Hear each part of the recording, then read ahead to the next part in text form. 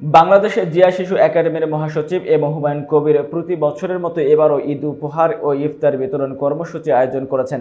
বিস্তারিত থাকছে জয়নাল আবেদিন রাজুর প্রতিবেদনে। সোমবার 17 মার্চ বরগুনার বেতাগী উপজেলার মোকামিয়া ইউনিয়নের বেগম খালেদা জিয়া গার্লস স্কুল ও কৃষি কলেজ মাঠে এই আয়োজন অনুষ্ঠিত হয়। এতে বেতাগী সহ বিভিন্ন ইউনিয়নের শতাধিক বিএনপি নেতাকর্মী ও নেত্রীদের মাঝে ঈদ উপহার বিতরণ করা হয় এবং পরে ইফতার মাহফিল অনুষ্ঠিত হয়। এ সময় নেতাকর্মীরা বলেন, দীর্ঘদিন পর নিজ এলাকায় এসে হুমায়ুন কবির তাদের মাঝে ঈদ উপহার বিতরণ করেছেন, যা তাদের আনন্দিত করেছেন। তারা জানান, দলের জন্য নানা ত্যাগ স্বীকার করলেও দুঃসময়ে হুমায়ুন কবির তাদের পাশে ছিলেন এবং ভালোবাসা দিয়ে সহযোগিতা করেছেন। যে আমাদের সম্মান করছে মহিলা দলকে আমরা খুব সম্মানিত করি। বছর দাওয়াত দিচ্ছে, এবছরও দিচ্ছে।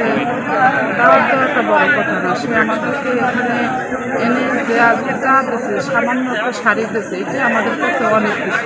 আমরা আজকে অনেক খুশি, কারণ আমাদের হুমায়ুন ভাই আমাদের মহিলা দলকে দাওয়াত দিচ্ছে, সুবিজি দাওয়াত দিচ্ছে, আমাদের আসতে বলছে, আমরা আসছি। কারণ বিগত দিনে আমরা অনেক আন্দোলন মিটিং মিছিল করছি, কিন্তু কোথাও আমরা কারো কাছ থেকে কিছু পাই না, কোনো মূল্যায়নও পাই না। সে আমাদের কাছকে ডাকছে। অনেক ভালো লাগছে।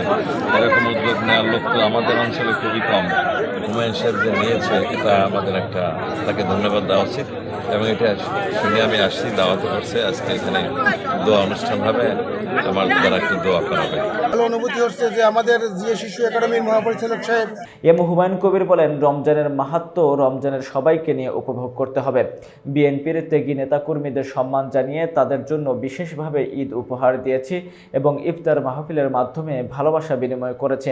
ভবিষ্যতেও আমি তাদের পাশে থাকব।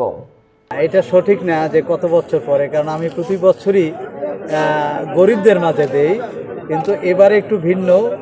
গরিবদের দিতে আসি, কেউ যেন না জানে।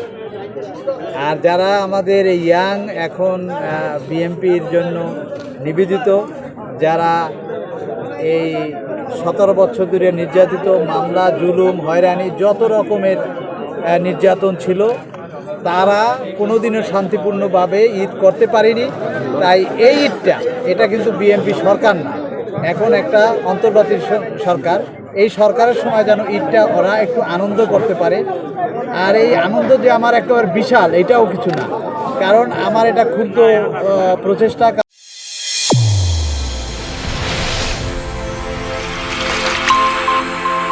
চ্যানেল A1 হৃদয়ের স্পন্দন।